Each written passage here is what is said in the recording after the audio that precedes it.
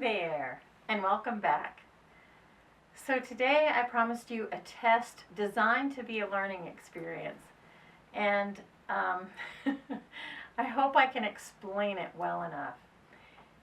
First of all, I think tests can be designed in a way, a conscious way, that allows students to move through study and into learning and then into demonstration all at the same time. And I got this idea actually from my mathematics studies and from my science studies. We used to be allowed to have, quote, a cheat sheet. And different professors allowed different amounts of space on these cheat sheets. And, sorry about the they could be very small, they could be large, but we were allowed to put anything on them that we thought might be on the test. And of course, what happened was, in creating the study sheet and creating that cheat sheet, what ended up happening was we learned the material for the test, and when the problems from the test came, we were learning even as we used the sheet and didn't use the sheet. We discovered that a lot of the things that we put on the sheet we'd memorized. And that is wonderful. That's a wonderful thing because it shows a learner that they can continually improve. And we can continually improve at anything that we're attempting. And so one of the ways that I decided to try to do this in an English class was with Shakespeare. Now, in public schools, mostly, Shakespeare is read 3 of the 4 years in public high schools. So freshman year, they could read something in the line of Romeo and Juliet. Most high school freshmen read Romeo and Juliet. Most high school sophomores read Julius Caesar. Most high school seniors read Hamlet. But of course, there's variations on that. And I liked to teach, for the freshmen, Midsummer Night's Dream, which is Romeo and Juliet, but funny, it's farcical. And I liked Julius Caesar. I learned a lot when I read Julius Caesar. It was a very instructive book. And also, Shakespeare used his historical sources for that particular play. So it's interesting in that way, too. And for seniors, I also used King Lear. I used Othello. I sometimes used The Merchant of Venice. So there was a large number of Shakespearean plays to choose from, of course. And they were useful because many of Shakespeare's plays become part of the English language landscape. His idioms, his way of expressing himself, and having his characters express themselves spread outward. And because it's been so long, he is considered modern English, by the way. It's been long enough, and in the world of language long enough, that it's become worldwide, and allusions are made, and references are made to these things all the time. So having them in your back pocket is very useful. By the way, junior year, I would sometimes have the students read Romeo and Juliet, but the American version, West Side Story. So, this test that I designed it for all sorts of plays, but I started with a Shakespeare play. And what I did was I created a study sheet for the test, and it was a line search. So it would have the beginning of lines from the play, throughout the play, and the students were supposed to, on the sheet itself, write the rest of the line, put down what act, scene, and line number it was, and put down who said it.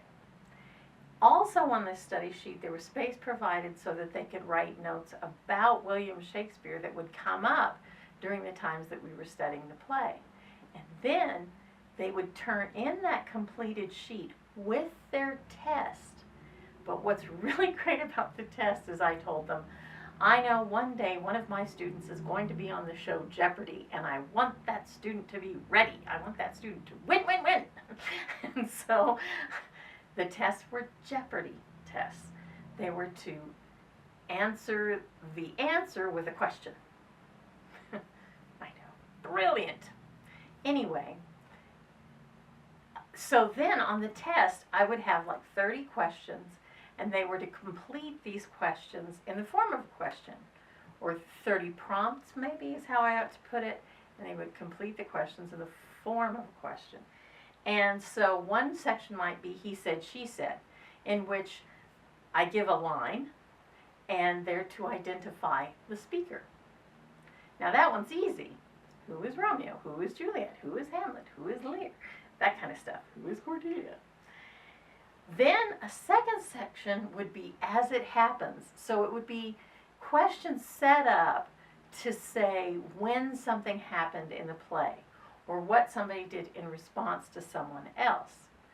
For example, it's the beginning of Act 5 when Hamlet does the whole thing, alas, poor Yorick, I knew him, Horatio, a fellow of infinite jest, right? So they might be asked to tell where is Hamlet when he talks about Yorick. He's in a graveyard. So you see how that would work. Then, go figure. Now, Shakespeare was writing essentially poetic poems. His poems were, or his plays were written in a poetic form, iambic pentameter, and he used poetic devices, similes, metaphor, personification, alliteration, oxymoron, hyperbole, all of these he used. So I would have a line, and the students would have to identify what device it was. Go figure. What is a metaphor? What is a simile? See? Easy answers. Then, Shakespeare not only is alluded to in later literature, he also alludes to things outside of his plays. He refers to them. So one section might be, it refers to, and so it might be a line that actually refers to something that went on in the Catholic Church, or some city that used to be associated with fine textiles or with selling indulgences, that sort of thing, okay? And then it finishes, so it would have the beginning of the line, like it was on their line search sheets, their study sheets, and all they had to put down was the end of the line. So that figured in, and finally the last section would be about Uncle Bill. And so Uncle Bill was William Shakespeare. I know. Okay, so I'm a geek and a goof. But it allowed me to ask questions, or to say, her name was Susanna, who was Shakespeare's daughter. His wife's name was similar to what actress? Anne Hathaway. You get the idea. So, one of the things that happens on a test like this is the students, as they prepare for the test, they actually take in much more, because we would see scenes or read scenes or perform scenes, and as we were going through either filmed versions of it or play versions or just looking at it, they would get a chance to complete their sheets. And I would point out, I would say, hey, that line looks familiar. And then they'd have those sheets out and they would be filling them out. It's so exciting when you can see students understanding that they need to gather this information. You know, sometimes students will ask the question, will this be on the test? And it's a very frustrating question for teachers, because everything can be on the test. Everything can be on the test, but the students are just making a pragmatic estimation about whether or not they should be paying attention. And of course they should be paying attention. Teachers love attention. It's their favorite thing. Teachers are rock stars without guitars. They love attention, so pay attention. But fair enough. A student is just trying to make an efficiency decision when they say, is this going to be on the test, ma'am? Do we really need to know that William Shakespeare was born on Stratford-upon-Avon? Yes. In April? Yes. in 1564?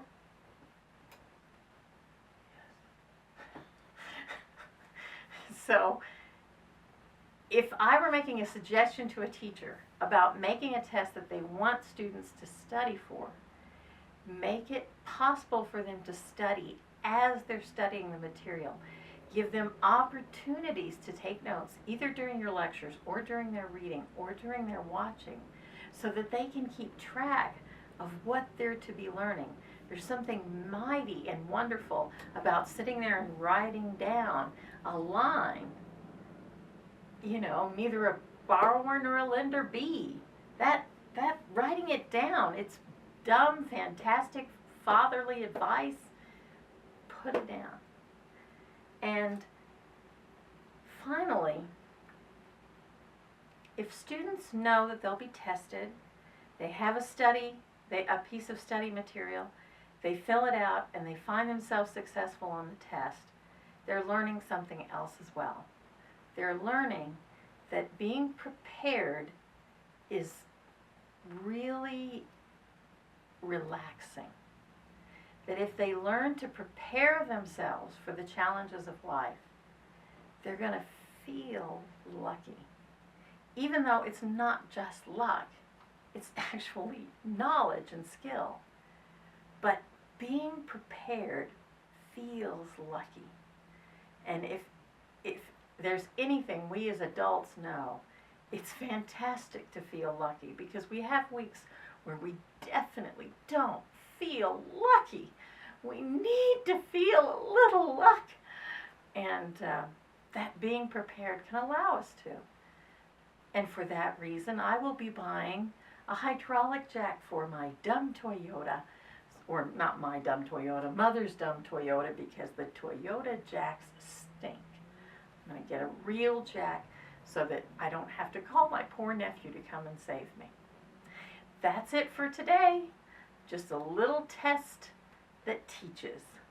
And tomorrow, lucky you guys, you'll get to join in my interview with Darlene Klassen, one of the best teachers I ever met, and a supremely good math teacher.